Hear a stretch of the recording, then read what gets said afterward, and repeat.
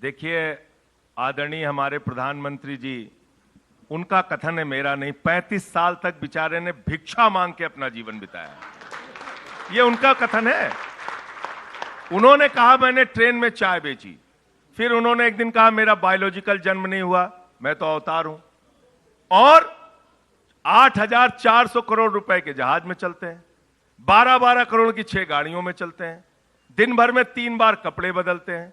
मैं गया था उनका राजमहल देखने के लिए, हमें पकड़वा लिया पुलिस से, बोले हम घुसने नहीं देंगे। हमने कहा भाई दिखा दो 300 करोड़ की कालीन, 200 करोड़ का झूमर, जो वहां पे 6700 जोड़ी जूते रखे हुए हैं, दिखाइए। घुसने नहीं दिया, बोले नहीं, देखने नहीं देंगे। मैं तो कहता हूं, अगर इतना ही शीश महल देखने का शौक है, खुलवा दीजिए सारे प्रधानमंत्री मुख्यमंत्री के घर, पूरे देश के अंदर केंद्रीय मंत्रियों के घर चलेंगे, देखेंगे, उस पर भी चर्चा करते हैं, उस पर भी बातचीत करते हैं।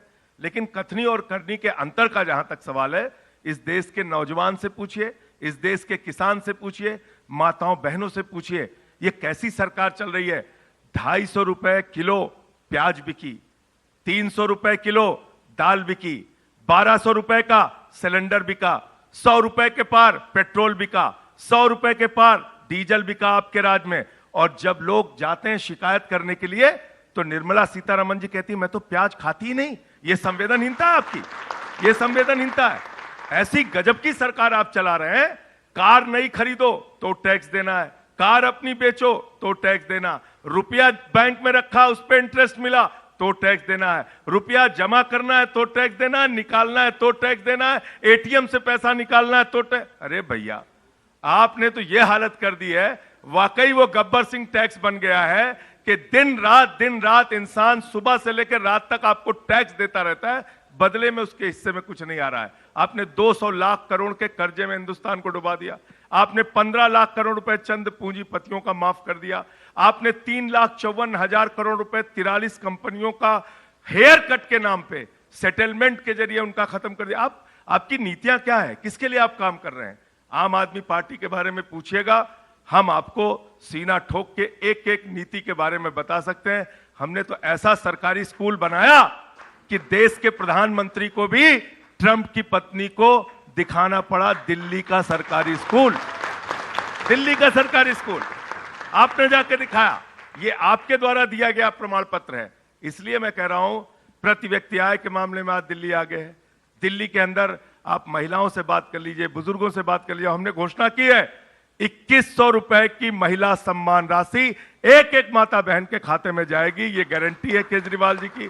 हमने संजीवनी स्कीम की बात की है, 60 साल के ऊपर के बुजुर्गों के लिए, जिनको उनके बच्चे भी छोड़ देते हैं, उनके लिए हमने कहा है उनका पूरा इलाज फ्री, 1 लाख का हो चाहे 20 लाख का हो। 2500 रुपए तो बीजेपी भी दे रही है, आप 2100, ये 2500 का वादा कर रहे हैं महिलाओं जवाब दे वादे।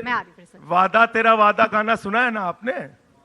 वादा तेरा वादा, इनका वादा, इनके वादे पे कोई भरोसा ही नहीं करता। ठीक है, इनके वादे पे कोई भरोसा नहीं करता, क्योंकि हर चीज में तो इन्होंने झूठ बोला। जब कोई बात में पूछता है, कहते हो तो जुमला था। ये अगर 2100 पत्र जुमला पत्र हो चुका है। ये अगर 2100 रुपए दे तो चुनावी वादा, आप 2500 का वादा करें तो बहुत अच्छा। उधर की बातें करने का कैसा शौक हो गया है आम आदमी पार्टी वालों की। 8,400 करोड़ रुपए कौन सा जहाज होता है?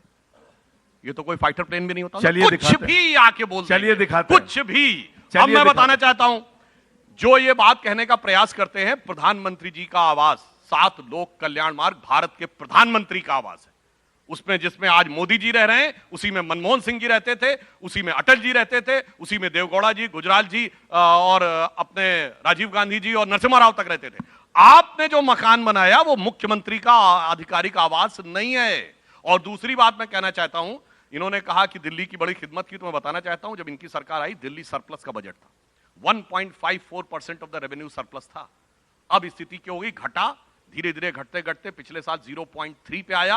और इस साल स्थिति यह हो गई है कि दिल्ली सरकार ने नेशनल स्मॉल सेविंग फंड से 10,000 करोड़ रुपए के कर्जे के लिए आवेदन दिया है, क्योंकि दिल्ली में इस साल बजट घाटे में जाने वाला है। ये आपने दिल्ली को वहां से वहां तक दिया है। और अंदर अगर जाने की बात हो, दिया है भैया अप्लाई तो किया है ना, यानी जहाँ सरप्लस थे वहां से नीचे आ गए। अरे आएगा, परेशान अरे कहा है, अभी तो घाटे में आ गया ना, 10,000 करोड़ का कर्जा मांगा है कि नहीं? अभी भी अब काहे सरप्लस बीच में आ है गए? कि नहीं? अब काहे बीच में बता आ दीजिए गए? सुधांशु जी। देखिए दुखती बता रात में दीजिए। हाथ पहुंची, सरप्लस तो में है कि कैसे नहीं? समझ में आने लगा बताइए, इनको? पूरा देश सुन रहा है। अरे भाई यही तो मुनाफे मैं में कह है रहा कि हूं, नहीं साहब, मुनाफे में है कि नहीं? अब आपका आप तो कह रहे हैं जो फायदा था वो मैं नहीं फायदा बोल रहा था घटा है। आपके बीच में।